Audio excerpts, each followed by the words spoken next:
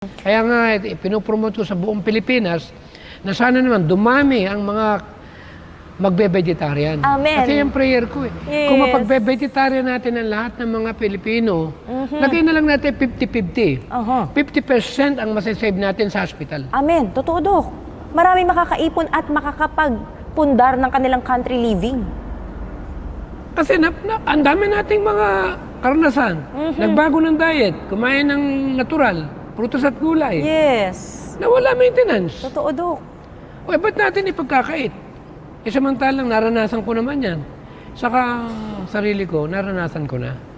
Na talagang may living testimony ako. Na talagang mula nung nag-vegetarian ako, talagang nawala na yung tinatawag na dating mga nararamdaman ko. Sa edad ko, wala akong gout. Nararamdaman. Wala akong joint problem. Yung sakit sa tuhod, na engkang-engkang lumakad. Diretso lakad ko.